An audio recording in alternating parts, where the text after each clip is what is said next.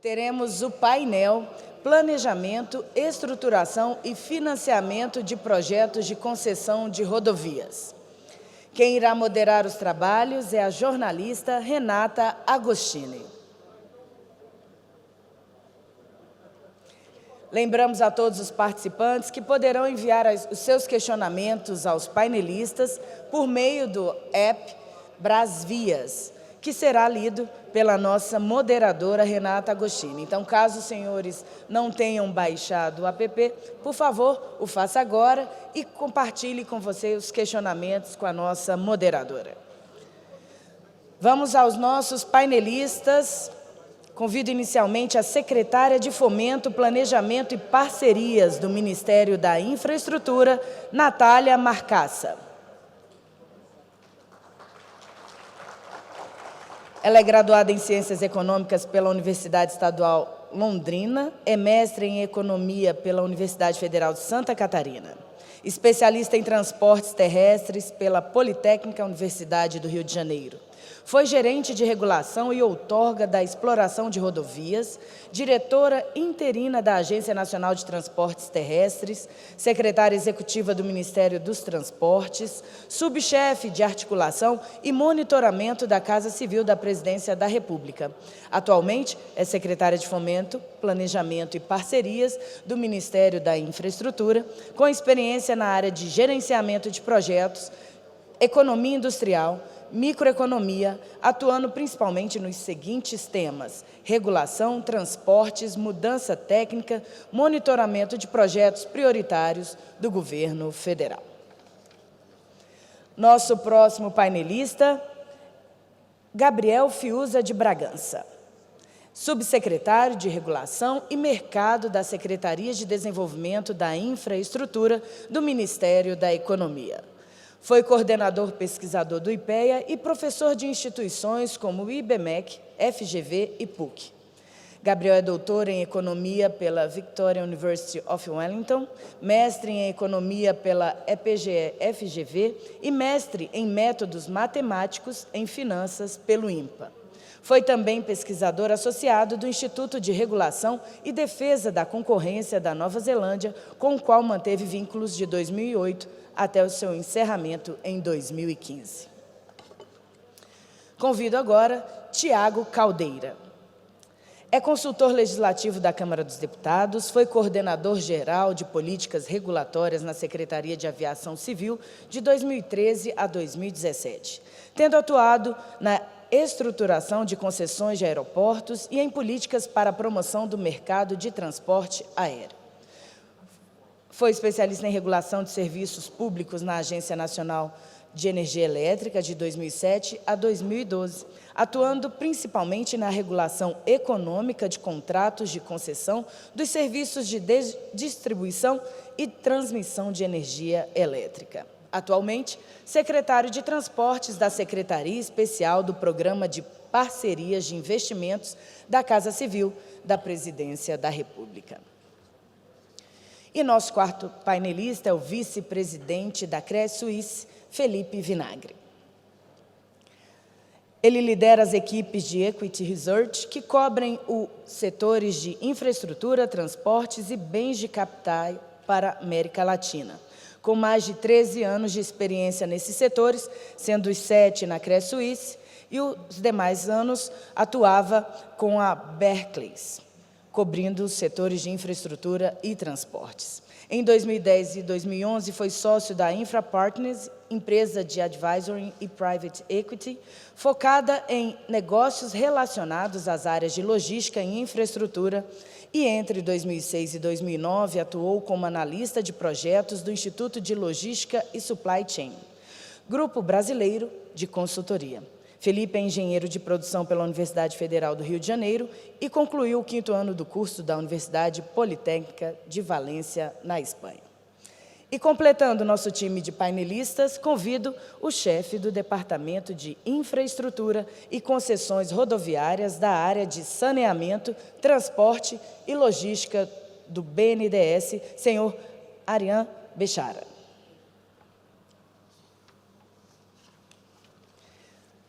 Assim, senhoras e senhores, passamos a condução dos trabalhos à nossa moderadora, Renata Agostini. Obrigada, boa tarde a todos.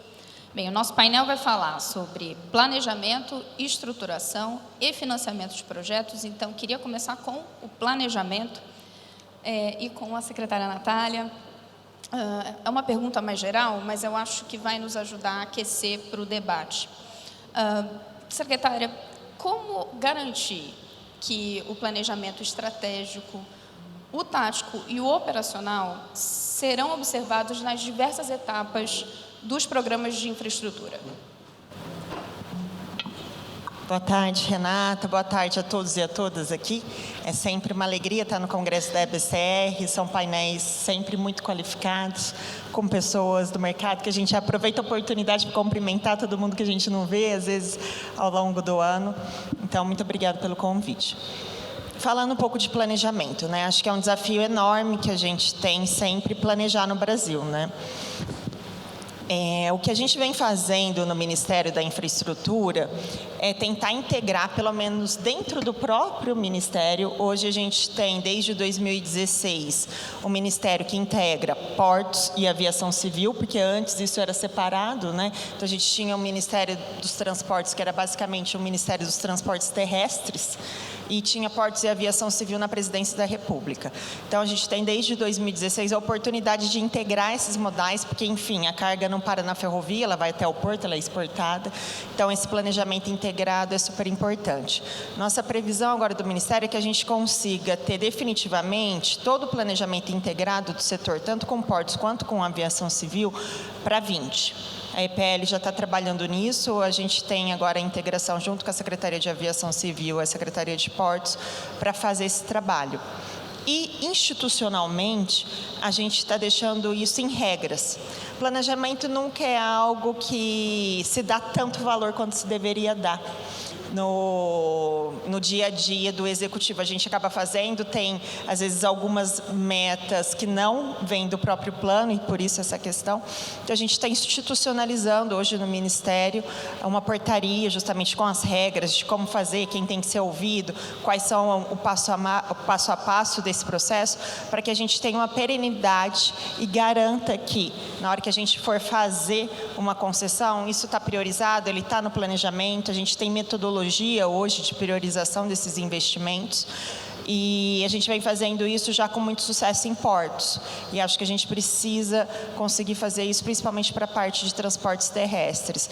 Então, nosso objetivo é conseguir institucionalizar isso, tanto com o Plano Nacional de Logística, quanto com esse regramento interno dentro do próprio Ministério, para que isso fique perene e, enfim, independente das pessoas, a institucionalidade permaneça.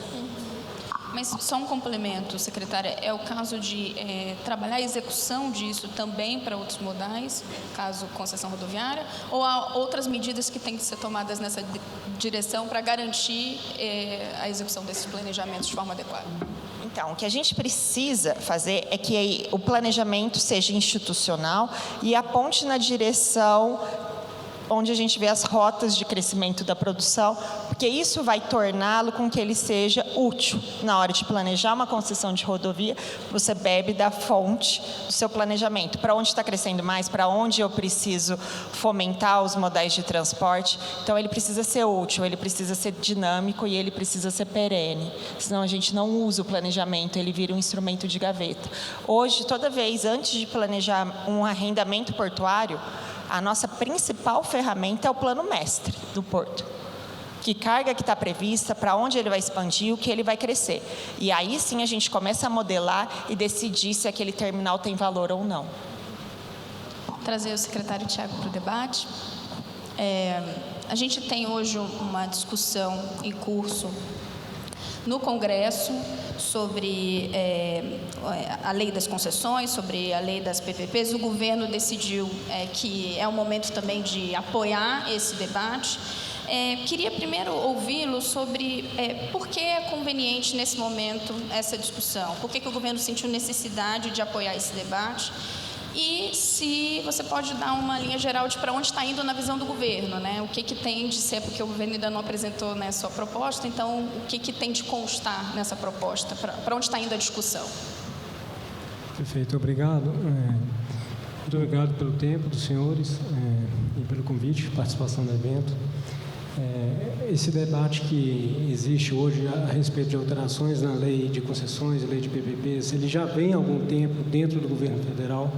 Então, nós, nos últimos meses, estamos discutindo com todos os ministérios de governo alterações pontuais na lei 8987, a lei de concessões, e também discussões a respeito da lei de PPPs e da lei de consórcios também.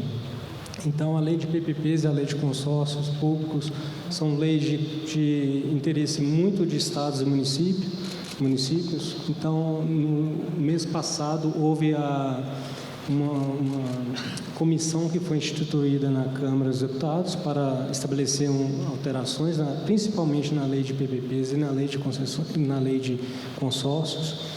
Então, a gente, em paralelo, o governo já vinha discutindo há muito tempo alterações pontuais na lei de concessões. Então, hoje há um esforço para entregarmos algo nesse sentido, né? Aprimoramentos em todos esses marcos legais.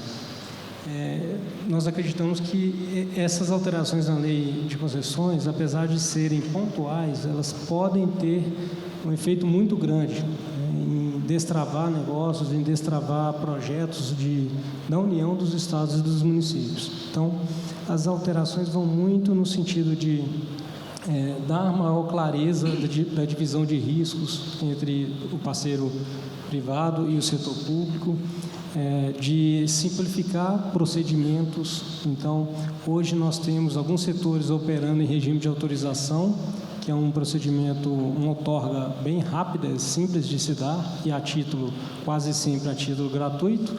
E, por outro lado, quando a gente vira para uma concessão, já é um procedimento muito complexo, né? Assim, entre o momento que a gente toma uma decisão e a gente colocar um edital na praça, em média 2 anos. Então, quando eu vou fazer uma concessão muito pequena, o município quer fazer uma concessão de uma ponte, de uma rodoviária, ou a União quer fazer uma concessão de um aeroporto muito pequeno, 2 anos pode ser muito tempo, né? Pode o governo desistir no meio do caminho, simplesmente porque o processo é muito demorado, perder o time político. Então, a gente quer dar uma alternativa no meio do caminho, uma concessão simplificada, com valuation feito de forma mais célere, havendo competição, que o preço seja estabelecido pelo mercado. Então, formas de simplificar o valuation, o processo, o procedimento, né? Facilitação da contratação de estudos. Então, a gente vai atacar alguns pontos específicos da lei nesse sentido. Também dar segurança jurídica para a União, Estados e municípios, que o gestor faça concessões com múltiplos objetos, né? Hoje há um mantra dentro do judiciário, dentro de órgãos de controle, de que a gente deve fazer objetos de concessões o mais individualizados possíveis, porque eles acham que dessa forma se garante a competição, né, no processo. No entanto, de fato, eles têm um ponto, mas, por outro lado, há muitos objetos, muitos modais em que há muita sinergia, muitos ganhos de escala, ganho de escopo em se fazer junto com outros objetos, né? Dando um exemplo aqui, quando eu quero fazer uma concessão de saneamento, é bem interessante que eu coloque como objeto da empresa de saneamento que ela faça a pavimentação da rua também. Por quê? Porque quando ela vai fazer a rede de água e esgoto, ela quebra a rua, né? Então, os municípios hoje têm problema em fazer esse tipo de concessão. E por que a gente não pode pensar em concessões que seja uma ferrovia mais um porto, então um aeroporto mais uma via de acesso, um parque mais também uma via de acesso? Então, a gente pode pensar fora da caixinha nesse sentido, para buscar toda a eficiência do setor privado para dentro da prestação de um serviço público. Então, isso a gente entende que alterações pontuais na lei vão dar segurança jurídica para que o gestor pense dessa forma. Então, na lei de concessões, há vários itens pontuais que a gente acha que, juntando, né, podem ter um efeito muito grande. Também há uma extensa lista de alterações na lei de PPPs, como lidar com o Instituto de Garantias para PPPs, como limites de comprometimento da receita corrente líquida dos estados e municípios, que hoje a gente entende que é baixa, poderia ser aumentada. Também o valor mínimo do que a lei estabelece como um contrato de PPP, que a gente acha que poderia ser reduzido, é um valor que hoje é alto para alguns municípios. Então, há uma série de institutos legais de previsões, né, de regras nas leis que a gente entende que vai ser muito frutífero haver a alteração. No caso da lei das concessões, você falou em alterações pontuais. Já no caso das PPPs, você falou numa lista extensa. Vocês estão mais preocupados em melhorar, em alterar, no caso, a lei das PPPs? O debate que já estava ocorrendo no governo, dentro do governo, entre os ministérios, era focado na lei de 8987, a lei de concessões. Então, eu citei a maioria dos itens aqui são na lei de concessões.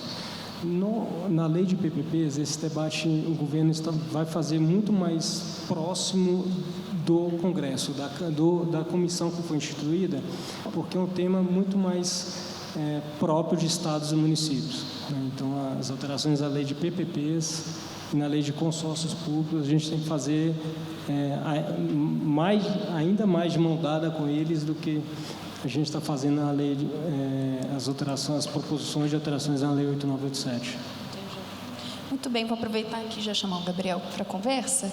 E um pouco da visão do Ministério da Economia sobre isso. Claro que o governo está falando, né, todo mundo conversando sobre essas alterações, mas queria entender na visão de vocês como que essas alterações podem ajudar ou influenciar ou são essenciais para atingir as metas que, inclusive, a Secretaria recentemente, né, traçou para o setor de infraestrutura metas bastante ambiciosas, né? A gente galgar em vários postos no ranking de competitividade do Fórum Econômico Mundial. Então, quão isso é essencial? Isso está no cálculo para alcançar essas metas? Bom, antes de mais nada, agradecer também o convite e a oportunidade de estar substituindo o meu secretário, Diogo Macorde, que infelizmente não pôde comparecer, teve um compromisso de última hora. E agradecer também, né, a Renata pela moderação, os demais membros da mesa e a plateia. Bom, essa pergunta é bastante pertinente, porque, na realidade, a gente entende, né, que as nossas metas não são só ambiciosas, elas são necessárias diante do quadro que a gente tem. A gente está numa situação com um investimento mínimo em muitos anos, de 1,7% do PIB, com estoque de capital também próximo da mínima histórica, em torno de 35% do PIB, e a gente não vai conseguir um crescimento sustentável no padrão que a gente precisa, inclusive para gerar os empregos, né, que estão necessários aí para a população, se a gente não der um salto nesse investimento, né, em infraestrutura. E aí, nas contas da nossa própria secretaria, a gente precisaria dar esse salto e dar esse salto rápido. Então, a mensagem que é bastante importante, que nós, da nossa secretaria, que o Ministério da Economia gosta sempre de frisar, é a mensagem que certamente é compartilhada pelo PPI, pelo Ministério de Infraestrutura e por todos os outros membros aqui do setor e de outros setores, que é a mensagem de urgência. A gente, né, não tem tempo a perder realmente se a gente quiser atingir esses objetivos no horizonte, digamos, nos próximos 4 anos, e aí sim, no horizonte mais médio, longo prazo, a gente conseguir ter um nível de crescimento sustentável e adequado para o desenvolvimento do país. Em relação à sua pergunta, eu acho que os pontos trazidos pela Natália e pelo próprio Tiago são extremamente pertinentes. A gente também enxerga essa possibilidade de melhorar as leis de concessão, né, focando mais nessa, como essa é uma iniciativa, dentre várias outras, também do ponto de vista de desenvolvimento do marco regulatório, de maneira a atrair investimento, né, privado, reduzir a participação do capital, vamos dizer assim, estatal nos investimentos públicos, o próprio planejamento de longo prazo. Essas são iniciativas que devem ser vistas em contexto e são essenciais para garantir, do ponto de vista da lei das concessões, mais segurança jurídica, a modernização da lei, que é bastante importante, mas ela é passível de melhoria, feliz, como o próprio Tiago colocou, a questão de você pensar em formas mais flexíveis e menos pesadas para projetos muitas vezes menores. Acho que isso é uma coisa importante. Há várias questões, né, que precisam ser melhor discutidas, como a própria questão da alocação do risco cambial, a incorporação de receitas acessórias aos projetos, né, de infraestrutura rodoviária, como maneira de você diminuir, vamos dizer assim, criar multiplicidade tarifária, diminuir tarifas e, ao mesmo tempo, modernizar, no espírito que o Tiago também colocou, pensar um projeto de infraestrutura de maneira integrada, num desenvolvimento tecnológico, que cada vez mais setores de infraestrutura se integram, dá o exemplo aqui de telecom, fibras óticas. É fundamental que a gente esteja atento que novos negócios podem surgir e pensar numa concessão de maneira flexível para que possa atrair esses novos negócios e reverter isso ao consumidor na forma de melhores investimentos em multiplicidade tarifária. Tem várias outras questões, né, que é uma oportunidade de discutir regras mais claras para a própria questão da caducidade. Hoje em dia a gente enfrenta muita dificuldade no setor por toda a incerteza que essa caducidade gera em uma situação em que você não tem um cumprimento do contrato da maneira adequada. Eu acho que essa discussão da lei das concessões é uma oportunidade de completar essa lacuna, dentre várias outras questões. Nesse aspecto da caducidade, qual é a visão de vocês? Então, a nossa visão é de debate, né? Eu acho que a oportunidade de debate, conversar com os ministérios setoriais, conversar com o próprio PPI, né? Conversar com a Casa Civil, de tentar, eu acho que alguma regra é melhor do que nenhuma. E aí, qual é a metodologia que deve ser aplicada? Está totalmente aberto, é passível de discussão. Eu acho que agora que é importante que a gente tenha uma metodologia clara, regras claras, para que a gente possa, né, não olhando para trás, mas olhando para frente, para os novos projetos, que a gente possa ter um modelo regulatório mais estável, um modelo regulatório mais previsível. Nesse primeiro momento, eu vou fazer uma pergunta para cada um, depois a gente pode até, se um quiser entrar na resposta do outro, fiquem à vontade. Felipe, trazendo agora a visão do setor privado, para alcançar as metas que Gabriel citou, até os objetivos que já foram citados pelos secretários, né, do governo, a gente vai precisar que o setor privado entre, também, especialmente com financiamento. Aproveitando esse tema que a gente estava falando de ajustes na legislação, do ponto de vista do setor privado, a gente precisa que haja, é essencial que se ajuste ou que se melhore para que dê segurança ou para que os potenciais financiadores se sintam estimulados a entrar nessa nova fase das concessões. Bom, obrigado ao convite da DCR, participar desse evento pela primeira vez. Sobre a discussão, né, de potenciais mudanças na legislação, acho que eu vejo mais como uma discussão caso a caso, e cada discussão que possa trazer menos incerteza. O investidor é averso a risco, averso à incerteza. Então, se você tem mais clareza no processo de devolução e indenização, isso vai ser precificado em juros mais baixos, né? Cada incerteza que você endereça, os juros que o investidor vai exigir num financiamento de dívida ou num financiamento via mercado de bolsa, né, qual que seja a direção, ele vai precificar de forma mais barata ou vai ter mais interesse. Às vezes é uma questão de um risco que ele não consegue mensurar, às vezes ele toma a decisão nem de participar. Vou dar exemplo de coisas que eu ouvi, né, sobre, por exemplo, a intenção é positiva, inclusive, né? Eu nem tenho uma opinião pessoal se foi uma decisão correta ou não, mas no caso do São Paulo, a discussão da conta centralizada e o governo ter um poder maior sobre a parte das receitas, gerou um pouco de aversão ao risco, porque a concessionária perde um pouco de poder sobre o receitamento da concessão que ela está gerenciando. Às vezes, não é nem uma questão de saber qual que é os juros para precificar esse risco. É um risco que ele não consegue gerenciar, ou ele nunca viu um fato, né, um evento ao longo da vida de uma concessão que já viveu essa situação, que já teve algum processo judicial que gerou uma jurisprudência, ele prefere ficar de fora, né, independente se os juros fossem bons, se os retornos fossem bons. Então, ao longo do dia, a gente teve várias discussões aqui de diversos temas, e quando você fala de financiamento, todos esses temas da matriz de riscos, elas terão correlação total com a parte de investimento. Vou trazer até um outro aqui, não sei se foi debatido hoje, o risco de demanda. Porque às vezes é fácil falar de um projeto que ele já é provado, e acho que o setor de rodovia ele vai passar por um ciclo agora muito positivo, que é um ciclo de relicitação de ativos já comprovado.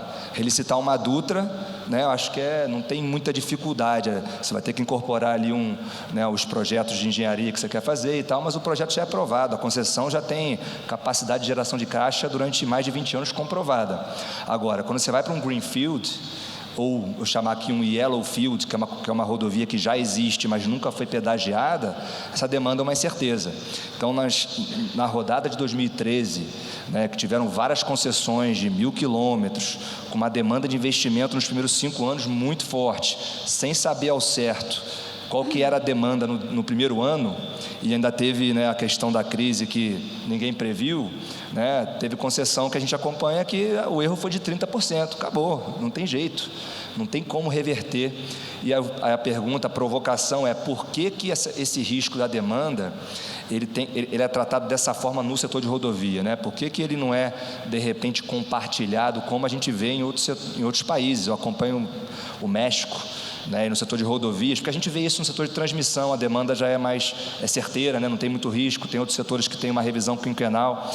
No setor de rodovias, o risco é meio que do concessionário. Num projeto já comprovado, isso é menos problemático, porque a demanda já está lá e todo mundo já sabe. A ponte de Niterói, quando foi relicitada, a demanda todo mundo já sabia qual que seria, né, e hoje ela está crescendo 1%, cai 0,5%, é muito estável, né, um ativo quase igual à transmissão.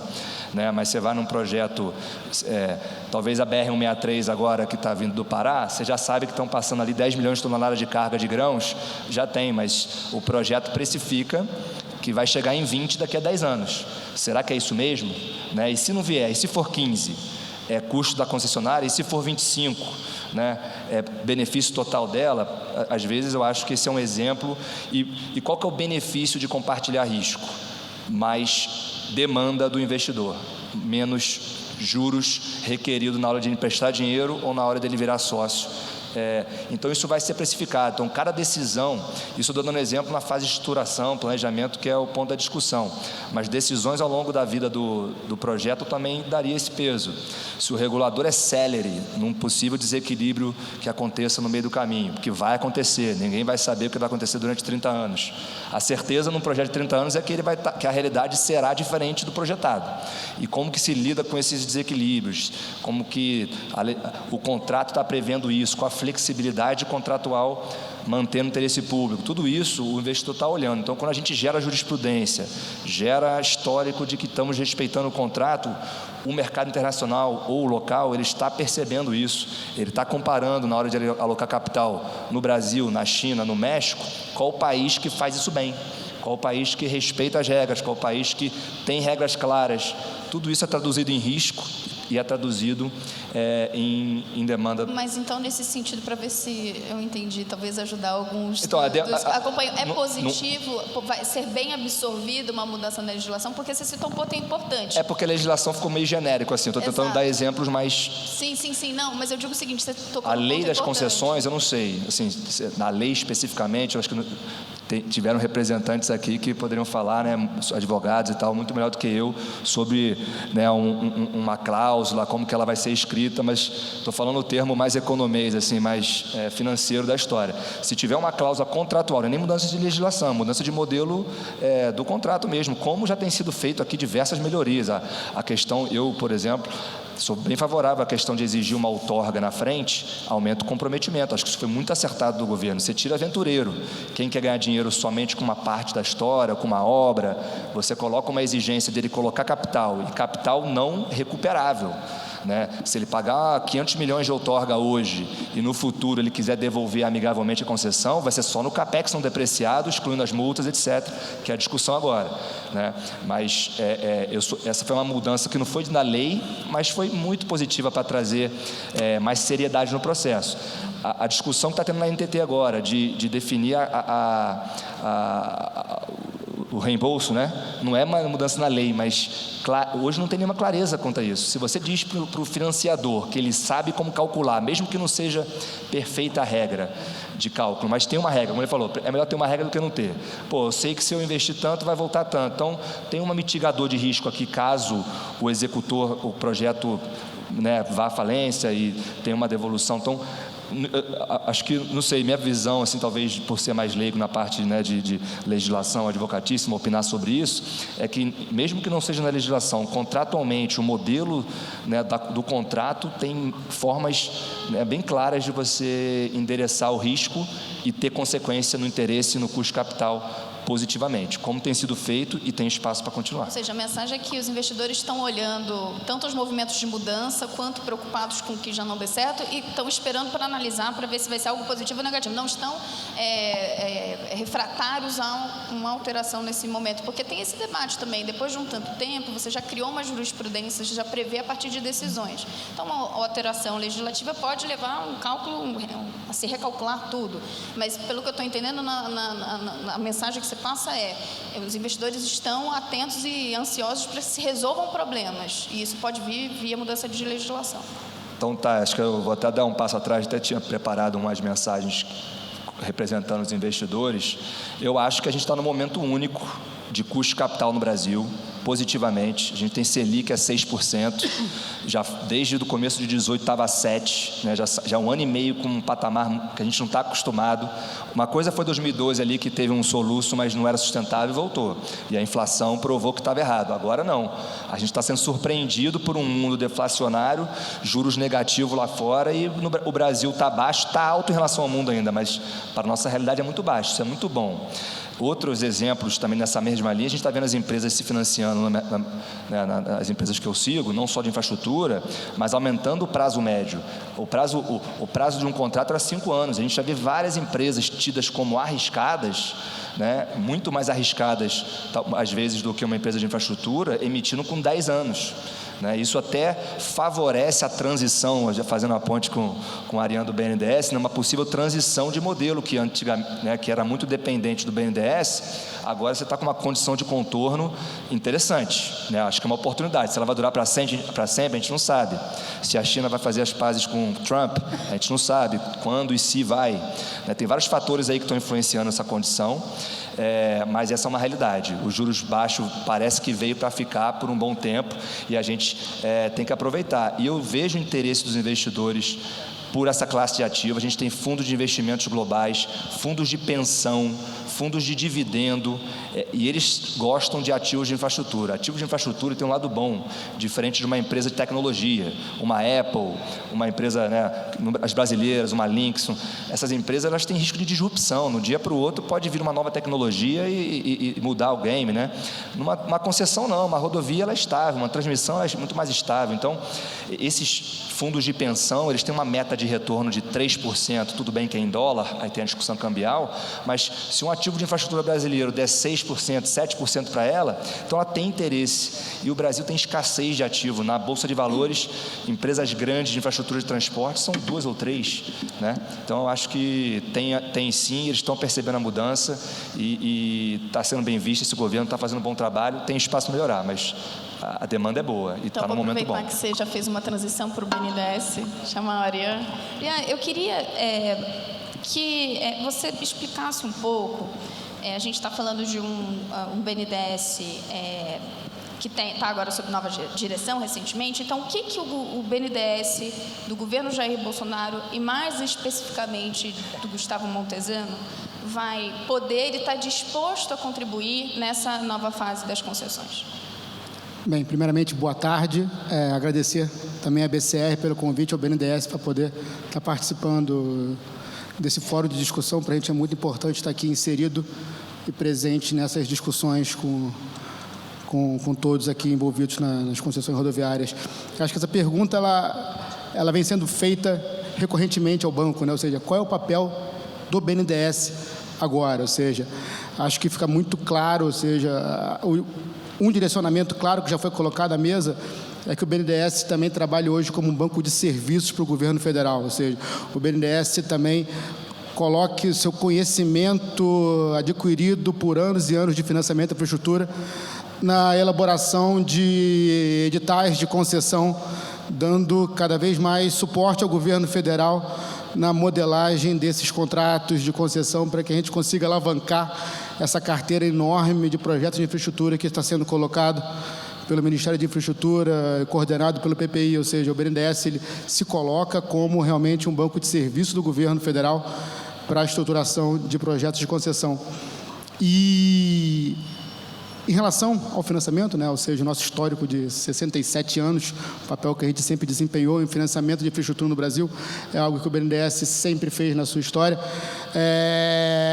Acho que vai muito da linha também do que o Felipe falou, né, ou seja, no fundo nós somos financiadores tal como o mercado de capitais. O mercado de capitais hoje está realmente numa fase como nunca foi visto antes no Brasil, ou seja, com uma liquidez enorme, com preços muito baratos e sedento por projetos de infraestrutura de qualidade para que ele consiga aportar tamanha liquidez hoje existente no mercado.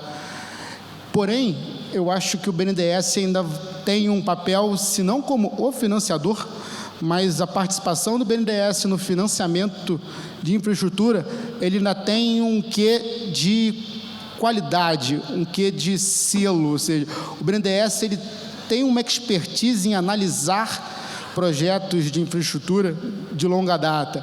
O BNDES ele tem uma expertise de acompanhar a execução de um projeto de infraestrutura de longa data, ou seja, como ele colocou, ou seja, riscos de implantação de projetos não são simples, não são corriqueiros e muitas vezes o mercado, como investidor apenas, ele não quer tomar esse risco de acompanhamento, de execução da implantação de um contrato de concessão, o que a gente chama de risco pré-completion, né? Ou seja, é onde o projeto é mais arriscado e eu tenho certeza que o BNDES tem uma participação como cofinanciador, juntamente com o mercado de capitais, nessa fase de pré-completion, nessa fase de implantação do projeto, para trazer a sua expertise de análise e de acompanhamento da execução da implantação de projeto de concessão.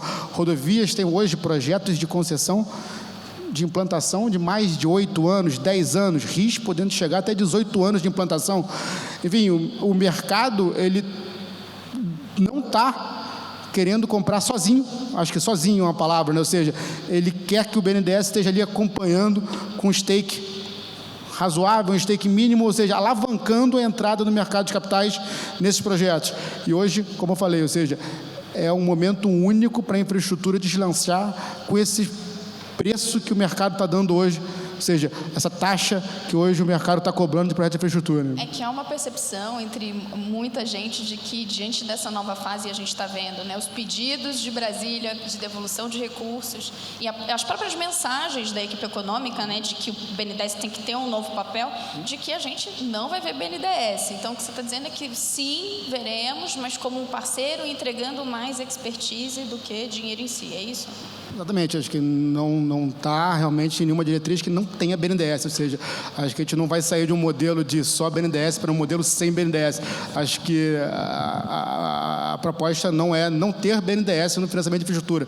Eu não consigo nem visualizar um mercado sem BNDES hoje, até porque, como o Felipe falou, ou seja, ainda existe muita evolução em modelos para que tirem totalmente riscos que o mercado não compre, ou seja, o Felipe apontou vários riscos colocados em modelos de concessão hoje que afastam ainda o mercado, ou seja, a gente quer ser um selo que o mercado compre e venha junto com a gente apoiar aquele contrato, ou seja, para mim está muito claro que o BNDES vai participar com um stake muito menor, ou seja, o BNDES vai ser um cofinanciador de infraestrutura, tentando assumir riscos que às vezes o mercado não assume, ou seja... Como quais? Durante a fase de implantação, ou seja, o BNDES ele tem claramente... Eu posso falar um pouco de produtos, né? Quais são os produtos que o BNDES pode usar para financiar a infraestrutura, ou seja... Você olhando na ótica financeira, ou seja, o BNDES ele tem um produto que se adequa muito bem a rodovias, que é o FINEM, que é o histórico FINEM nosso. Por quê? Porque as debêntures de infraestrutura hoje, que são um papel que o mercado todo demanda, que quer encarteirar, ou seja, o mercado está muito líquido atrás desses papéis, ou seja, ele precisa de ativos de infraestrutura. Ele tem a liberação feita em uma única tacada, uma única vez, né? Ou seja, se você tem um projeto de implantação de 8 anos, você faz uma emissão de debêntures e carrega todo esse capital por dentro do projeto, gerando despesas financeiras para o projeto, enquanto o BNDES tem a possibilidade de travar o preço na contratação no início e ir liberando de acordo com a execução do projeto e acompanhando para e passo a execução nesse projeto. Mas o BNDES também pode lastrear uma parte de uma debênture, ou seja, debêntures grandes que o mercado não consiga colocar toda, o BNDES também pode participar com o stake dessa debênture, trazendo a expertise do acompanhamento, da análise do projeto, para que o mercado venha com mais garantia, né, da análise ser bem feita pelo BNDES, ou seja, a gente participa dessa elaboração da análise do acompanhamento do projeto. O BNDES vem estudando também garantias, ou seja, às vezes o mercado quer colocar uma debênture, o projeto emite uma debênture para o mercado não quer avaliar o risco de execução desse projeto. O BNDES pode estar garantindo uma parte de uma emissão de debênture, ou seja, a gente tem alguns instrumentos financeiros na mão para tentar realmente alavancar o capital privado para a infraestrutura.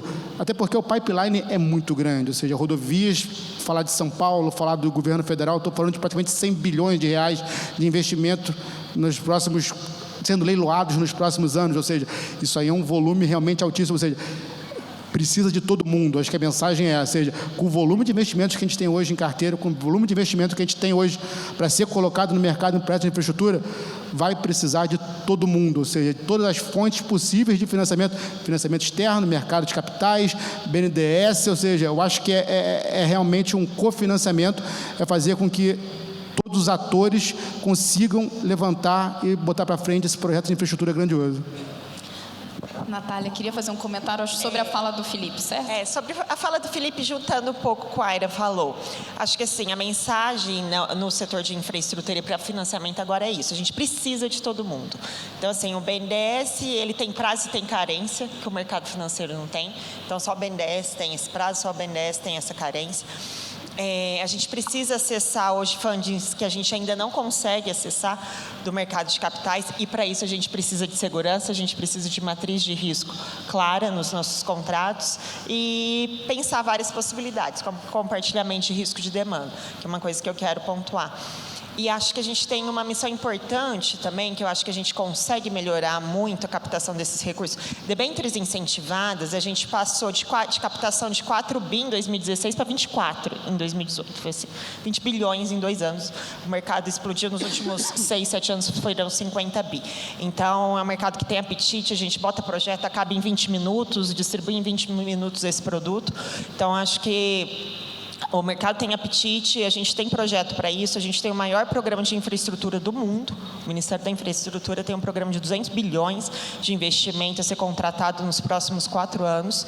Então, a gente precisa deixar o marco legal, e aí não só da 8987, mas eu acho que a gente começa a entrar no PL, na Lei 12431 de debêntures incentivados, onde a gente pode melhorar ali alguns mecanismos, tanto do pré-completion, prazo que hoje é 24 meses, passar para 60 meses, a questão de o incentivo fiscal para o emissor, não só incentivo fiscal para o investidor, que isso a gente começa a acessar outros bolsos que hoje a gente não acessa.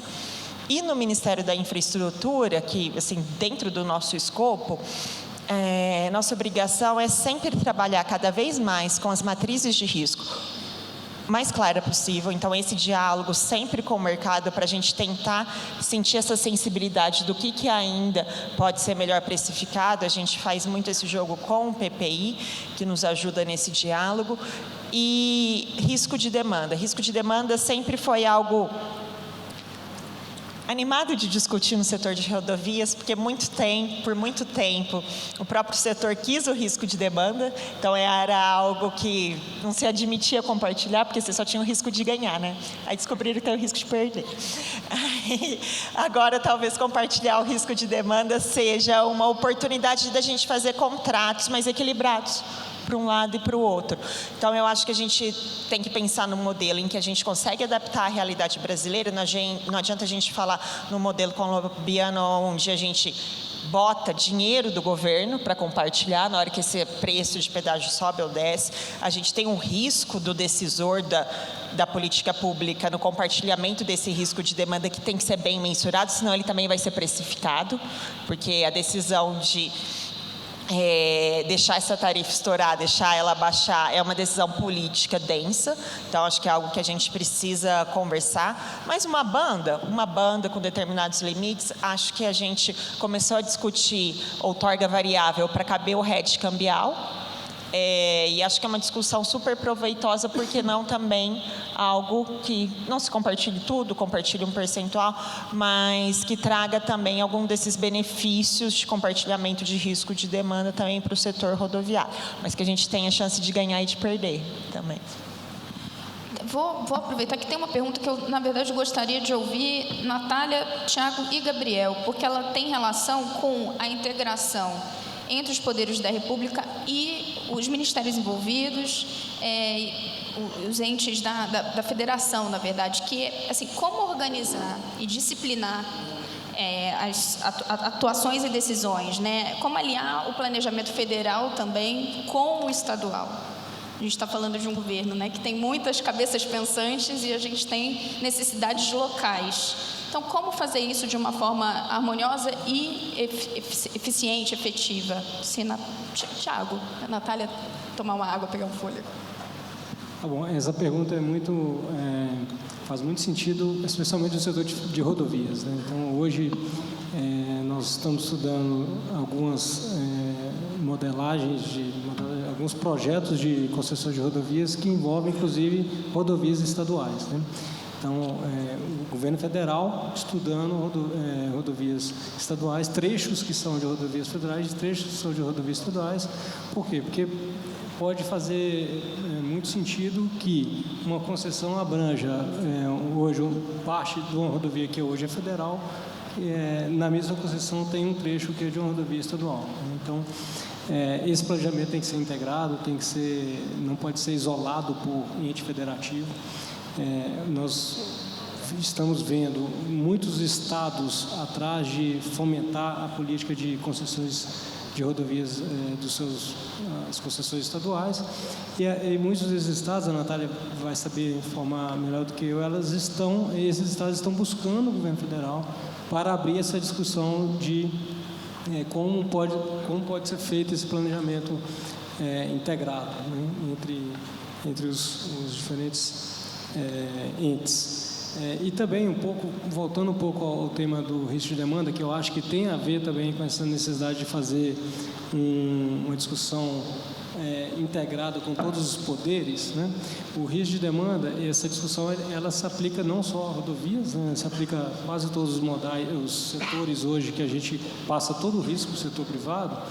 Mas, como o Felipe falou, alguns setores o risco já é assumido todo pelo poder público. E o exemplo clássico é de transmissão de energia, né?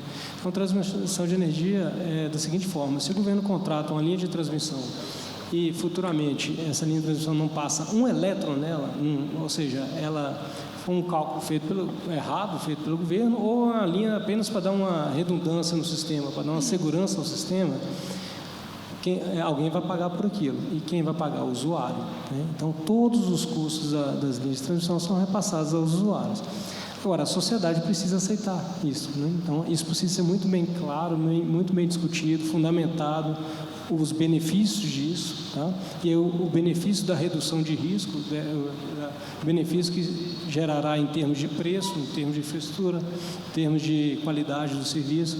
Então, essa discussão precisa envolver várias instâncias de governo, precisa envolver a sociedade civil, precisa envolver órgãos de controle, para ser uma decisão muito bem clara a todos, né? Que pode gerar impactos, gera impactos positivos e tem riscos também que o poder público está assumindo. Então, a depender do desenho, pode ser um risco assumido pelo Tesouro, de ter que, como a Natália falou, do Tesouro ter que colocar um dinheiro ali, pode ser um risco assumido pelo usuário. O usuário tem que sua tarifa aumentar, né? Desde que os prós e contras estejam colocados e o resultado líquido seja positivo, né? Esse é um caminho possível, eu acho que não apenas no setor de transmissão, mas em vários outros também. Lá na economia o pessoal vai falar que o Tesouro não dá, né, para essa conta ficar. Qual é a visão, Gabriel, de vocês, trazendo um pouco para essa discussão? Bom, assim, primeiro responder, né, a primeira parte da pergunta, né, que é relacionada ao alinhamento do governo. Eu acho que a gente vem atuando de maneira bastante alinhada, cada ente respeitando seu papel institucional. A gente, no Ministério da Economia, a gente entende que a gente tem uma responsabilidade grande em contribuir para os ministérios setoriais e dar um suporte em termos de, vamos dizer assim, de impacto econômico. E aí, nesse sentido, a gente vem trabalhando de maneira alinhada com o próprio Ministério de Infraestrutura nas discussões, né, como a Natália mencionou no início, de priorização de projetos. A gente, na SDI, a gente colocou uma consulta pública para falar, por exemplo, de tarifa social. A gente quer colher contribuições do mercado sobre esse fator de desconto que é essencial para você fazer análise de custo-benefício em setores de infraestrutura de maneira geral. A Natália mencionou, né, que eles têm lá o desafio de fazer uma análise integrada de vários subsetores que eles internalizam no Ministério de Infraestrutura. A gente tem um desafio nesse sentido, de certa forma, ainda maior, porque a gente tem que considerar todos esses setores e mais todos os outros setores de infraestrutura, como saneamento, energia elétrica e, no limite, telecom e outros, né, setores que a gente também, habitação, que a gente tem que levar em conta nessa análise de priorização. Mas nem sempre, né, a gente vai concordar com todos os aspectos, mas todas as decisões procuram ser bastante discutidas, bastante pensadas, e eu acho que, de certa forma, o Ministério da Economia tem esse papel de colocar um pouco o ponto, né, como a própria natureza do nosso Ministério, o ponto econômico relacionado a cada um desses assuntos.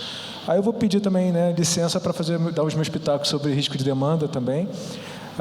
Esse assunto todo mundo quer falar. Esse assunto todo mundo quer falar. Então, vamos lá. Não, seguindo um pouco a linha, não existe receita pronta para você definir critérios de risco de demanda. A grande questão é que existe uma visão, muitas vezes equivocada, de que ao colocar o risco de demanda inteiramente, né, na concessionária, você estaria criando uma modicidade tarifária para o consumidor. Na verdade, você estaria, né? E, na realidade, como o Felipe colocou, essa discussão é muito mais complexa. Você pode ter vários desenhos para você compartilhar o risco de demanda, desde um extremo ao outro, como foi colocado pelo Tiago, ou sistemas de banda, como foi colocado, né, pela Natália, mas o fundamental, e acho que a mensagem importante, é que essas coisas podem ser quantificadas e avaliadas do ponto de vista econômico. Você pode fazer simulações, como toda simulação é imprecisa, para tentar avaliar caso a caso em cada projeto, qual seria o modelo de compartilhamento adequado, quais os parâmetros adequados, se a gente partir para o modelo de banda, né, que não seja um compartilhamento de risco pleno, alguma coisa no meio do caminho, mas quanto compartilhar, como definir essas bandas. Isso vale para vários dos elementos da matriz de risco. Talvez esse seja um dos mais importantes, né, para a discussão aqui do setor de rodovias, mas como a Natália colocou, e aí eu saldo a iniciativa, né, do Ministério de Infraestrutura, quando atacam o problema do risco cambial de maneira, vamos dizer, parcial, mas atacam o problema do risco cambial na discussão de outorga variável, é mais um risco que é importante para o setor, que merece ser discutido, merece ser entendido e avaliado. Então, é importante colocar isso, e existe essa compreensão por parte do Ministério da Economia de que, ao discutir e mitigar e alocar os riscos da maneira mais correta possível, na realidade você reduz custo de capital e, no limite, você pode ter um impacto favorável nas tarifas, né? Reduzindo tarifas para o consumidor, se criando um projeto que pare de pé, um projeto, né, com equilíbrio econômico-financeiro, mas reduzindo a tarifa para o consumidor. Então, essa discussão de risco é muito importante. Eu acho que ela vem avançando muito, né, na minha opinião, em cada um, né, dos contratos de concessão que vem surgindo, culminando aí na 381. Eu acho que é uma discussão que vem evoluindo muito. Houve muitos avanços, e aí também, de novo, né, eu saldo a Natália por conduzir esse processo, mas eu acho que ainda há espaço para avançar mais e a gente chegar a um modelo regulatório que garanta um desenho de mercado ainda melhor para que a gente possa atrair esse investimento privado todo que foi mencionado pelo Felipe, pelo BNDES, todos esses agentes que a gente precisa para fazer esse setor avançar. Queria ouvir sua contribuição, Natália, nessa questão de como coordenar junto com os estados o planejamento. O Thiago comentou que é crescente esse interesse vindo dos próprios estados. Você sente que isso já é uma coisa mais disseminada? É preciso estimular esse planejamento em conjunto ainda? Não, sempre é preciso estimular planejamento. A gente não tem cultura de planejamento, nem em federal, menos em estadual, menos em municipal. Então, é algo que é sempre uma advocacia. O planejamento, mas a gente vê, na verdade, muitos estados interessados em fazer os seus PELTs, que geralmente a gente chama, né, que são os planos de logísticas estaduais, linkados com o Plano Nacional de Logística. Hoje a gente já tem quase todos os dados do Plano Nacional de Logística aberto na EPL, no observatório. A gente está trabalhando, inclusive, com o Ministério da Economia, numa disponibilização melhor até desses dados em painéis para uso em geral das infraestruturas, para que a gente cada vez mais possa integrar isso. E, objetivamente, o que a gente vem fazendo sempre a cada rodada, tanto de concessões de rodovias, quanto de ferrovias, de portos, é sempre procurar integração com o local. Você não faz infraestrutura, por mais que seja federal, sem integrar com planejamento de produção local, com planejamento da rede de transportes local. Então, isso é impossível, se pensar que faz infraestrutura só com os ativos federais. Então, acho que esse é um trabalho diuturno que cada vez mais os estados vêm entendendo a necessidade do planejamento, vêm linkando ao nosso planejamento nacional de logística, e é uma evolução no processo. Ariane, você de novo, em seguida eu chamo o Felipe, porque eu acho que é um debate complementar, que BNDES e setor privado fazem juntos. Você falou, né, que o BNDES vai estar num papel diferente, mas estará nessa nova rodada. Agora a gente tem um volume muito grande de investimento a ser feito, a se concretizar as metas, os objetivos lançados pelo próprio governo. Dá para pensar num financiamento que seja inteiramente privado? Dá para pensar nesse novo momento e deslanchar isso tudo com o setor privado e ponto?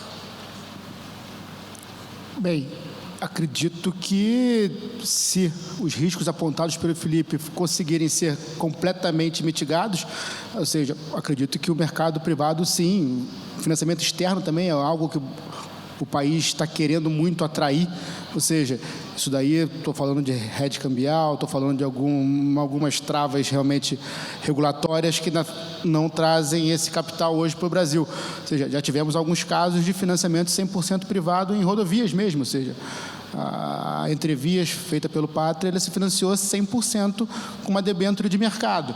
Era um projeto, ou seja, acho que é legal também falar sobre o quanto está evoluindo os modelos de concessão de rodovias nos últimos anos. Isso aí também é uma coisa que tem que ser salientada, ou seja, eu acredito que a criação do PPI em 2016, essa conversa com o mercado, ou seja, entender quais são os pontos críticos que o mercado visualiza de riscos, está fazendo com que a gente evolua muito a nossa modelagem das novas concessões. Isso para mim é muito claro, ou seja, a financiabilidade, né? Ou seja, o que a gente enxerga de um projeto, ou seja, a capacidade dele se financiar, hoje está sendo cada vez maior por essas adequações no modelo de concessão que está sendo colocado hoje na rua. Aí eu estou falando muito em relação, ou seja, próximos editais já vão sair com deságio capeado, mudando para outorga, enfim, ou seja, aventureiros não vão poder mais destruir o projeto com deságios muito grandes, ou seja, você cria mecanismos que dão financiabilidade ao projeto, ou seja, que fazem que o projeto seja mais facilmente financiado, ou seja, o mercado de capitais ele não gosta de riscos que ele não consegue gerenciar. Então, quanto mais risco você afasta, uma matriz de risco é o nosso trabalho, né? Basicamente, a gente mapeia a matriz de risco e sabe se a gente consegue alocar nas pessoas certas. Se a gente não consegue alocar nas pessoas certas, ou seja, é um risco ingerenciável e o mercado de capitais não costuma gostar muito disso. Então, ou seja, é muito claro, ou seja, tem que se parabenizar e dizer que sim, estamos evoluindo bastante, porém ainda existe uma série de pontos que tem que ser endereçados para que o mercado de capitais consiga ser 100% o financiador, embora eu acho que o volume também, ou seja, vai precisar de muita gente a participar se o volume realmente sair, ou seja, um ponto que eu destaco claramente, é uma coisa que está sendo colocada hoje no setor, não só no setor de rodovias, né, mas também nos aeroportos, ou seja, é a indenização, ou seja, é algo que isso precisa ser resolvido, ou seja, que essa regra seja muito clara, ou seja, caducidade, valor de indenização, devolução amigável, como é que se dá o término antecipado de uma concessão? Hoje não tem uma regra clara, isso aí é um risco que afasta o investidor, porque ele Caso o projeto dê errado, ele não sabe o que vai receber no final. Ou seja, isso daí está sendo endereçado? Está. 13448 colocou uma possibilidade de devolução amigável. Agora estamos na fase de regulação nas agências reguladoras para cálculo de indenização. Mas isso daí claramente é algo que ainda afugenta o mercado de capitais, porque se der errado, o que eu recebo? Isso aí não está claro ainda. Ou seja, isso aí eu estou dando um exemplo só, ou seja, de alguns pontos que ainda tem que ser endereçados nesse ambiente regulatório das concessões no Brasil. Porém, ou seja, claramente, hoje a evolução é muito grande e a financiabilidade desses projetos é muito maior. Tanto que essa rodovia, como falei, a Entrevias lá de São Paulo, ela foi 100% financiada com uma debênture de infraestrutura. Por quê? Porque o mercado enxergou que era um projeto sustentável, um projeto que gerava receitas, um projeto de fácil implantação, ou seja, um projeto com uma implantação no nível adequado de CAPEX, com geração de caixa que podia fazer frente a isso. Então, o mercado comprou essa aposta, o mercado foi lá e financiou 100%, ou seja, não achou que precisaria de um financiamento público para tomar o risco 100% desse projeto. E, ou seja, o ponto é, temos que continuar evoluindo no modelo para que o mercado continue evoluindo na vontade de financiar a infraestrutura. Acho que é uma questão de simplesmente melhorar o modelo de concessão para atrair o investimento. Felipe, queria te ouvir nesse ponto. A gente via governo após governo falando, olha, o setor privado tem que entrar no financiamento de infraestrutura. No caso das concessões rodoviárias, de fato, já há casos exitosos, mas olhando um pouco para frente. Um ponto é, com a mudança nas taxas do BNDES, você ajuda a dar um estímulo ao setor privado a entrar também. Até para as empresas buscarem, claro, né, outras formas de financiamento que não no Banco Estatal. Mas olhando um pouco para frente, como é que você enxerga o financiamento desses projetos? A gente vai ter dinheiro disponível suficiente para tudo isso que o governo deseja fazer e que o país também precisa, né? A gente está falando aqui do setor de rodovias, né, que é específico. Sim, e os projetos que estão vindo, que já estão anunciados, a minha sensação é que a maioria deles é um caso mais próximo de uma Entrevias do que de uma MS Via, do que uma Rota do Oeste, né? Acho que é um caso, como eu estava falando, é um caso de relicitação de um ativo comprovado. Na minha opinião, vou chamar isso de brownfield mesmo, porque é demanda comprovada pedagiada com histórico de mais de 20 anos. Isso aumenta muito o apetite do investidor. Então, aquele contexto que eu falei de juros baixos, de liquidez, etc., somados a projetos que já nascem viáveis, antes mesmo dos estudos, as pessoas eles vão analisar a engenharia e tal, vão incorporar, tem que ter todo um estudo que é complexo, tem projetos que são de 15 bilhões de investimentos projetados, tem todo um estudo a ser feito da engenharia, da viabilidade disso no tempo, licenciamento, traçado, mas é um projeto que já nasce com geração de caixa. Então, a resposta, eu acho que terá, sim, bastante demanda privada para esse tipo de projeto. Agora, não são todos os projetos que são nessa linha. Vou dar um exemplo até fora do setor para representar, que é a discussão da Ferrogrão, né? Na Natália, a gente fala isso já há não sei quantos anos. A Ferrogrão é um projeto que é um greenfield, né, 100%, não existe hoje, tem que construir do zero, o risco de completion, que é a fase crítica, é muito mais alto. Então, projetos como esse, você pega uma rodovia que não existe, que você quer fazer ela existir, o critério de financiamento, e aí o governo vai ter que atuar na fase de mitigação de risco, seja de demanda, seja na parte de engenharia, na parte de licenciamento, na parte de desapropriação, que seja muito mais forte para poder viabilizar. Mas o espectro hoje de projetos que estão vindo, na minha opinião, no setor de rodovias, CRT, Dutra, Concer, as rodovias do Paraná, né, são muitas rodovias grandes, né, que são rodovias que, na minha opinião, já nascem viáveis. Então, acho que é um casamento que vai funcionar muito bem, e a gente tende a ver a repetição do exemplo da Entrevias. E só reforçando o ponto do Ariane sobre o BNDES como um selo, eu acho isso muito legal. Acho que é uma forma do BNDES fazer a transição de uma maneira mais smooth, mais tranquila, do modelo anterior, né, que era um modelo de exigência de garantia corporativa, empréstimo ponte, que era uma outra história, com o BNDES subsidiando. Agora o BNDES não subsidia mais, porém tem prazos bons, tem carência, e acho que o BNDES no mercado ainda é visto como alguém que tem expertise para opinar se um projeto é viável ou não. E nesse caso, ele opinando e colocando dinheiro, é uma opinião verdadeira, né? Você está colocando risco, então é uma opinião que o BNDES acredita, e isso eu acho que isso também faz com que o mercado fale, então eles estão financiando. Então esse casamento de metade, eu acho que pode ser uma combinação, e de repente no futuro, se a gente não precisar do BNDES para financiar, acho que vai ser um ótimo resultado. Pega o dinheiro do BNDES e faz outra coisa, onde o mercado privado ainda não esteja maduro para tomar o risco sozinho.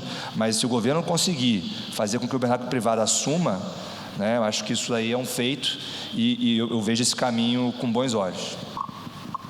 Chegou uma pergunta, eu quero falar sobre integração de modais, mas retomando, porque tem a ver com o que a gente estava falando da interação com os estados. A pergunta é: quais estados já estão interagindo com o governo? Se vocês têm exemplos de casos interessantes onde isso já está ocorrendo?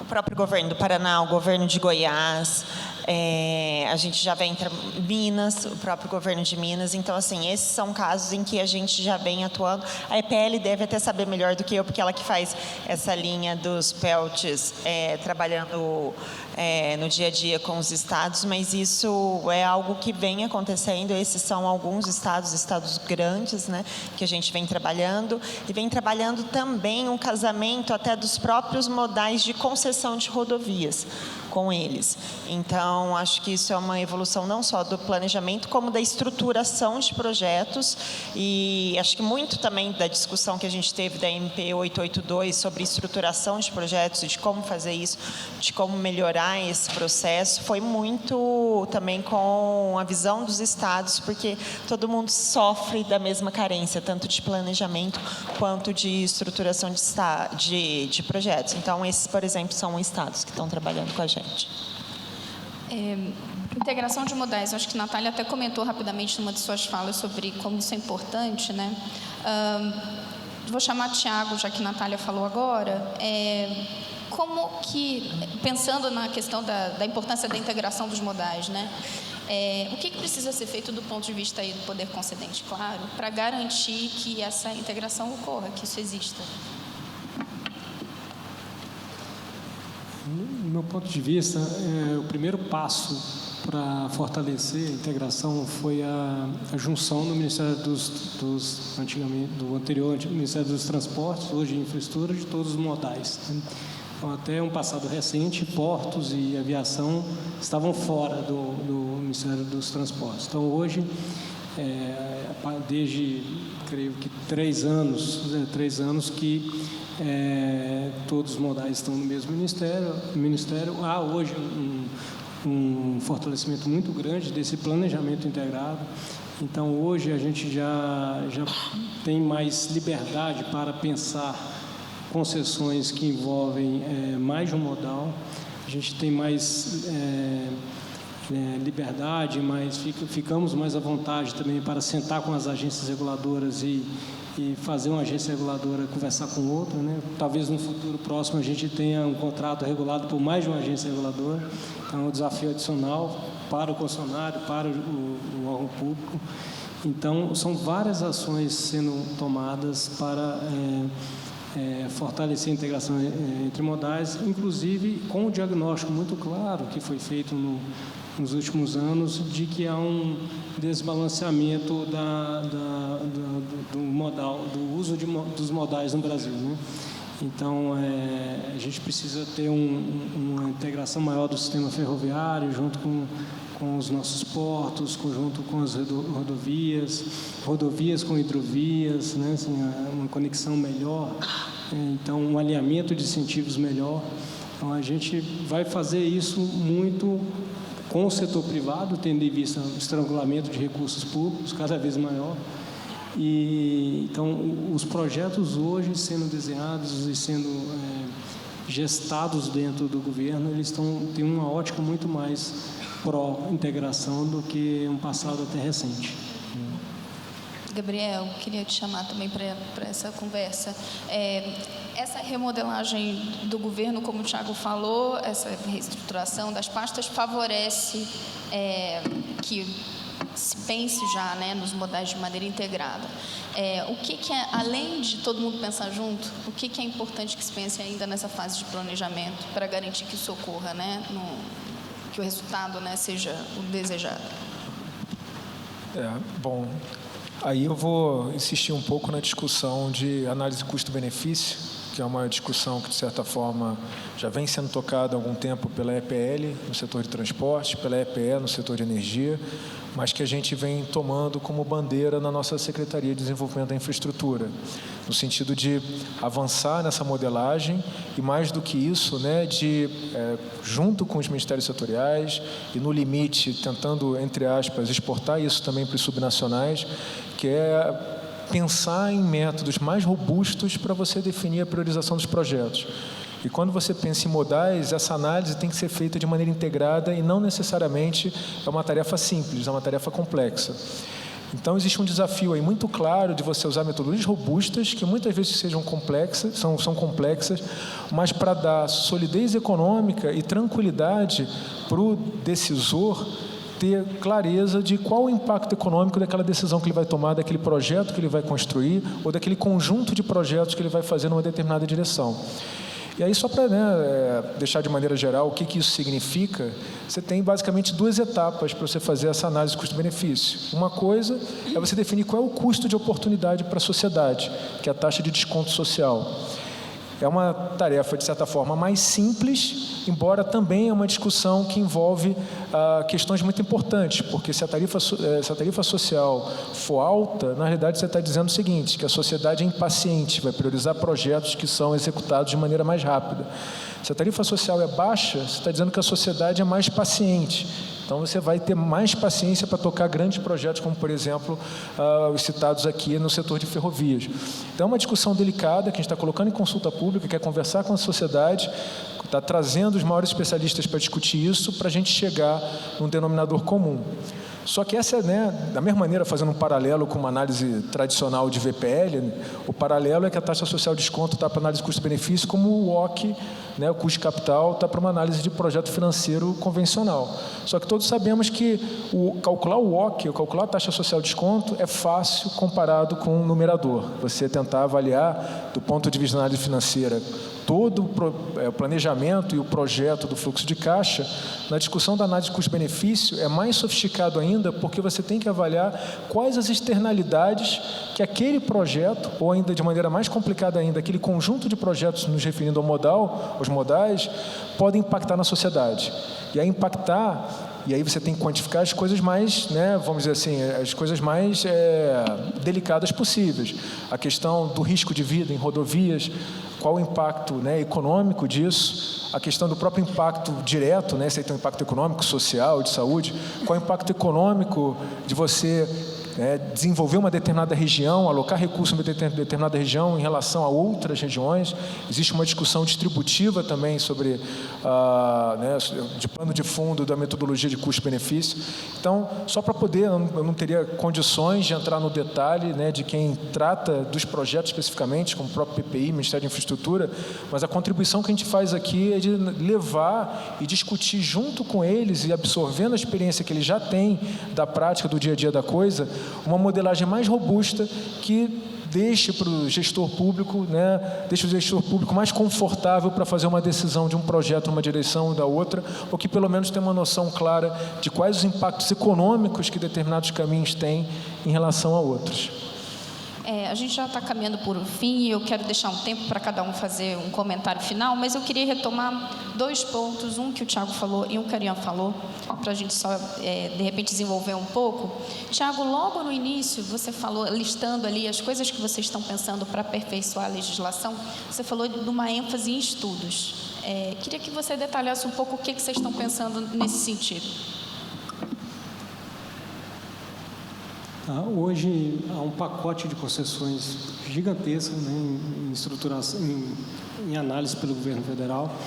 Como a Natália falou, o programa de desestatizações do governo brasileiro é o maior do mundo Então, há hoje um esforço muito grande, tá, do governo para preparar os estudos, né? Então, quais são as alternativas na mesa, né?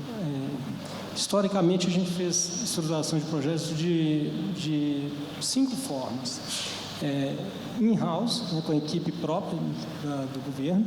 Então, hoje, grande parte dos projetos de geração e transmissão são feitos quase que exclusivamente com estrutura do próprio governo, a equipe, né, o time. Podemos contratar por licitação, e aí pregões que o governo mesmo, um pregão que o governo faça, né, uma contratação normal. Tem prós e contras disso, é um procedimento já mais ou menos dominado, mas é um procedimento que é por menor preço, então não necessariamente a consultoria mais barata é a melhor, né? É o que o governo precisa.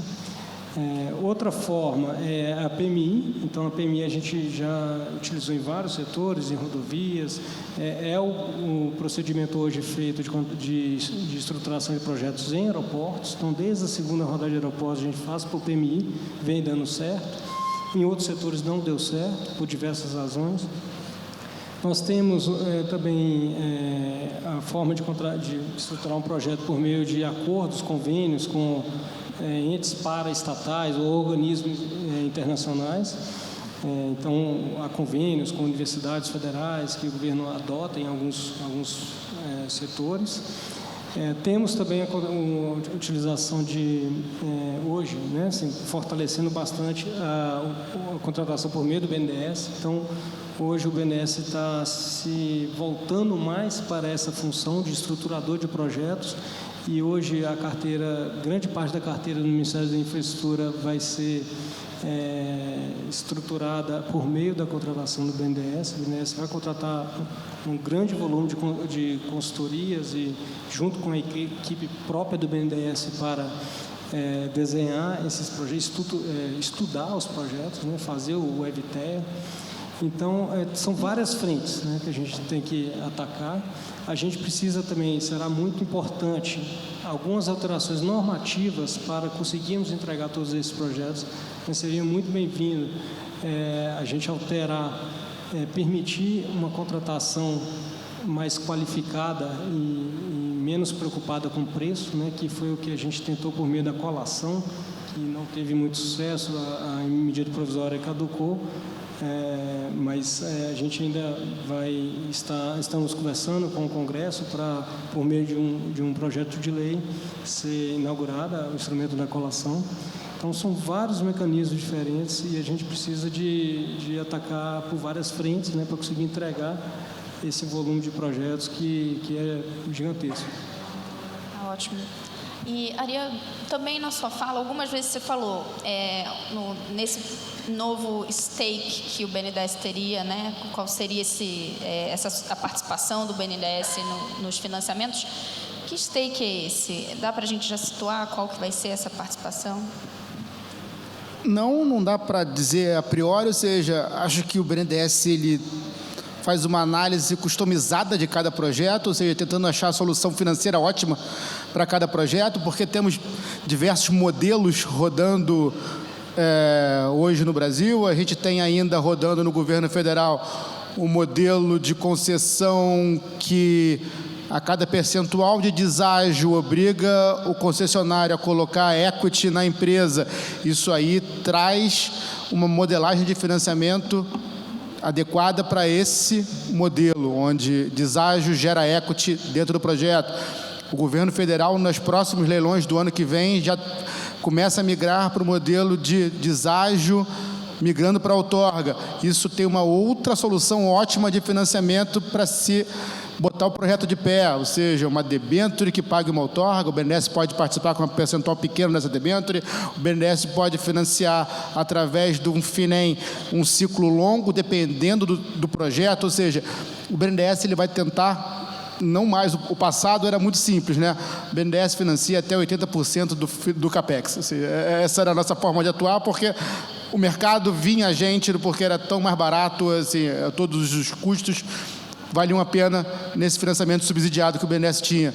Hoje não, hoje o BNDES ele tem que enxergar, por não ter mais subsídio, o BNDES ele tem que agir realmente tentando achar a solução financeira ótima para cada projeto. Então, ou seja, o BNDES conversa com os investidores para todo leilão, ou seja, a gente previamente ao leilão já tem uma solução ótima de projeto, ou seja, como o BNDES visualiza a melhor solução financeira para aquele projeto. E se coloca à disposição do investidor para participar com algum percentual atraindo o mercado de capitais. Ou seja, hoje o BNDES não enxerga apenas o financiamento de alavancagem máxima de um projeto. Ou seja, o BNDES hoje trabalha tentando achar uma solução financeira ótima para cada modelo de concessão. Não dá para a gente falar nem no stake máximo, por exemplo. Vai depender da modelagem do tipo de projeto. Porque hoje acho que o preço está muito similar. Ou seja, o BNDES tem a capacidade de dar mais prazo? Sim, mas o mercado também está indo muito longo hoje já. Você está colocando debênture de 15 anos em rodovias. Isso aí era inimaginável há pouco tempo atrás. E com preço, de repente, que seja até mais barato que o BNDES já hoje. Ou seja, o BNDES ainda tem algumas vantagens competitivas na modelagem financeira? Sim, tem prazo, tem carência, não tem o custo de carregamento que uma debênture tem. Mas o importante é, ou seja, o BNDES ele consegue estudar a solução ótima para o projeto e quer participar junto com o mercado dessa solução ótima. Ou seja, e a solução ótima, ela vai muito de acordo com cada modelo de concessão que vai. São Paulo é simplesmente outorga, o governo federal tem aporte de equity, isso gera uma estrutura de mezanino financiando o equity. Quando mudar para outorga, como é que a gente vai financiar isso? Através de uma debênture no começo? Ou seja, o BNDES ele não mais vai colocar níveis de participação em cartas ao mercado. O BNDES ele vai, caso a caso, conversar com os investidores pré-leilão para tentar estruturar a solução ótima para o financiamento do projeto. Tá ótimo, a gente está chegando no final, infelizmente, então vou abrir para as considerações finais. Felipe, você pode começar? Bom, vou finalizar falando de um tema que eu não tinha falado aqui, mas que eu acho que é importante reforçar, porque afeta a visão de mercado e afeta, né, o interesse de investir no Brasil, etc. Eu acho que foi feita uma revolução no perfil das lideranças do setor, né, que representam as instituições públicas. Eu acho que isso não é um feedback nem meu, né, que eu estou repassando, só meu, assim, eu estou repassando a percepção que está sendo gerada hoje com Tarcísio, Natália, Ronei, Diogo, o time do PPI, né, eles fazendo roadshow de forma mais estruturada, mostrando essa carteira que é a maior do mundo, né, o BNDES atuando como parceiro, essa conjugação assim de diferentes instituições trabalhando em prol, né, desse projeto com o time técnico, para mim, deveria ser algo que veio para ficar, né? Ou seja, a formação de time deveria se tornar muito menos politizada, né? E buscar esse perfil técnico, e isso reflete também na atração de capital, no interesse do investidor e no custo de capital, que no final do dia acaba impactando a viabilidade ou não do projeto. Sobre o que eu falei aqui, eu acho que a gente está no momento, reforçar isso, está no momento único de custo de capital, de interesse. Então, para implementar mudança de transição do papel do BNDES, eu acho que a gente tem que aproveitar essa oportunidade, não deixar passar. Acho que é isso, assim. E por fim, sobre a parte de aquela discussão sobre mudanças de legislação ou do contrato para mitigar risco, eu acho que tem espaço, e a cabeça cada risco mitigado ele implica em redução de capital. E para exemplificar isso, vou dar um exemplo mexicano. O presidente anterior do México, ele estava com um projeto de desenvolver o aeroporto, e ele conseguiu fazer uma estrutura de captação que esse aeroporto foi, né, esse ativo, ele emitiu capital mais barato que o governo, né? Então, assim, isso não acontece. Geralmente o governo é o primeiro custo, você emite acima disso. Uma debênture incentivada, por não ter imposto de renda, às vezes você consegue, mas aí já tem um subsídio. Ali foi sem subsídio. E como que ele conseguiu? Ele conseguiu mitigar os riscos que o mercado estava preocupado. Se você consegue endereçar isso, seja via uma regra, uma cláusula, compartilhando o risco de demanda. Cada tema de risco que é debatido, isso impacta custo de capital. Então, na formulação de projetos, acho que esse tem que ser um mindset ali para a gente quando a gente está estruturando, projetando e buscando financiamento. Acho que é isso. Obrigada, Felipe. Gabriel, queria te ouvir um pouco. Bom, obrigado mais uma vez. Vou fechar minha fala focando novamente na questão da urgência. É verdade, sim, que a gente tem, né, muitos projetos no pipeline. É verdade, sim, que a gente tem aí, né, um esforço louvável do próprio, né, Ministério da Infraestrutura, PPI, em colocar projetos na praça e estruturar e viabilizar. Mas a nossa visão é que, para atingir o patamar que você chamou de ambicioso no início, né, em termos de investimento em infraestrutura, governo, tem um desafio enorme de transformar esse investimento. E aí, nesse sentido, eu acho que o próprio BNDES tem um papel muito importante, porque a ideia é que a escala de atuação do BNDES na estruturação de projetos aumente substancialmente nesse papel de provedor de serviço para o governo. E eu tenho certeza que o BNDES vai fazer um papel, né, primoroso com essa tarefa, mas é uma tarefa importante, desafiadora, porque a gente está falando de colocar um patamar de projetos, uma quantidade de projetos, tanto de viabilização de projetos greenfield, brownfield, yellowfield, privatizações em nível nacional, privatizações em níveis subnacionais também, pensando em outros setores, como, por exemplo, o saneamento. Então, eu fico otimista também em ver todos nós do governo trabalhando em prol desses objetivos. Concordo que o quadro do governo, e aí, né, até me referindo aos demais membros da mesa, é um quadro assim, de altíssimo nível técnico, mas todos nós temos a consciência de que o desafio é muito grande. O desafio é enorme, mas eu tenho certeza de que conseguiremos atingi-lo, né, e, quem sabe, né, superá-lo ao final. Obrigada, Gabriel. Natália, algumas palavras finais? Uma mensagem final? Para o setor de rodovia, que eu acho que os últimos 3 anos foram anos muito sofridos, né, para esse setor, acho que a gente tem a dizer para vocês, nós temos o maior programa de concessões do mundo, e o share de rodovia é 140 bilhões da nossa carteira de 200 bilhões. Então, vocês são o nosso setor de concessões mais privilegiados dessa carteira. A gente tem projetos brownfields, como disse o Felipe, e a gente tem certeza do sucesso desses projetos. São projetos que estão todos contratados, estão sendo todos estruturados. Então, até 2022, nós vamos ter esses 140 bilhões contratados. Temos nossos desafios ainda no setor para seguir, mas o time que o ministro Tarcísio montou, ele é técnico e ele vai ser cada vez mais técnico. A gente já tem hoje o Davi Barreto na NTT e vai ser um time cada vez mais técnico, justamente para dar conta desse desafio que a gente tem a cada dia, dos passivos que ainda não foram vencidos, mas dessa carteira que é super importante, são ativos excelentes e, assim, mobilizem seus times, trabalhem 24 horas, os que ainda não estão trabalhando, porque os projetos virão e eu tenho certeza que vocês vão ter muito sucesso nos próximos leilões. Dia 27 de setembro, a gente tem o primeiro leilão de rodovias desse novo governo. O Tribunal de Contas da União deve estar votando amanhã 101 Santa Catarina, que é um ativo também super importante. A gente já está com as audiências públicas abertas da 381, da 153, 163. Daqui a pouco a gente vai colocar a Dutra, CRT e Concer em audiência pública. Então, prepare seus times, estruture a melhor proposta e sucesso a todos. Obrigada, Natália. Tiago? Bem, muito obrigado. Só queria deixar um recado que o PPI, o Programa de Parcerias e Investimentos, que é a estrutura da Casa Civil da Presidência da República, está totalmente aberta para receber os senhores, receber em reunião, receber qualquer contribuição que tenha para, não somente para rodovias. A gente tem um privilégio lá de ver todos os setores um pouquinho de longe, mas também podendo chegar mais perto. E, então, nós temos essa função de ouvir o mercado, de colher, avaliar as contribuições que vocês tenham e levar para dentro do governo. Então, é só deixar o recado e estamos à disposição. Obrigada, Tiago. Ariane?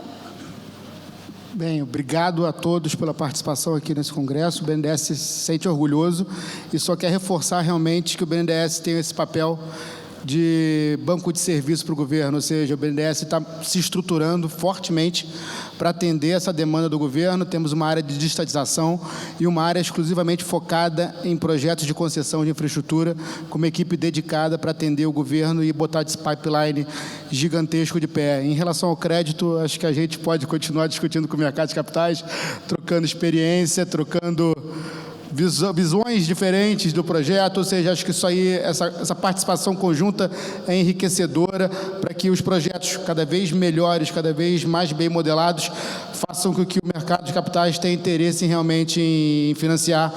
E volto a falar, ou seja, o volume é muito grande, vai precisar de vários fundings, isso aí não me preocupa, ou seja, quanto mais o mercado participar, quanto mais financiamento externo vier, vai ter espaço. Se tudo for colocado de pé, eu tenho confiança que o BNDES vai atender o governo federal e conseguir ajudar a colocar esse plano de concessões de pé nesses próximos 4 anos. Obrigada, Ariane. Bem, agradeço muito aos 5 pela participação, pelo debate muito rico. Agradeço a todos por nos acompanharem até aqui e devolvo a palavra à nossa mestre de cerimônia. Obrigada, Renata.